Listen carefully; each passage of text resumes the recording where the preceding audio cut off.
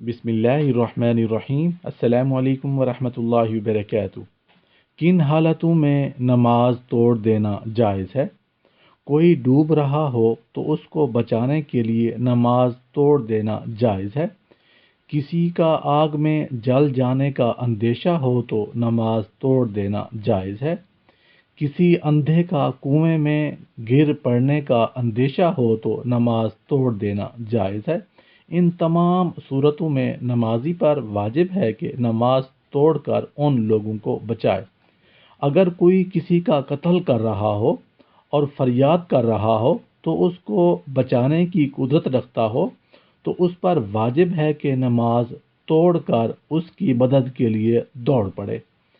پیشاب یا پاخانہ قابو سے باہر معلوم ہو یا اپنے کپڑے پر اتنی کم نجاست دیکھی جتنی نجاست کے ہوتے ہوئے نماز ہو سکتی ہے، یا نمازی کو کسی اجنبی عورت نے چھو دیا، تو ان تینوں صورتوں میں نماز توڑ دینا مستحب ہے۔ کسی سانپ وغیرہ کے ڈس لینے کا ڈر ہو تو نماز توڑ دینا جائز ہے۔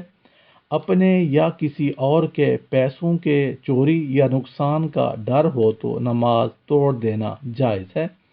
دودھ ابل جائے گا یا گوشت ترکاری کے جل جانے کا ڈر ہو تو ان صورتوں میں نماز توڑ دینا جائز ہے۔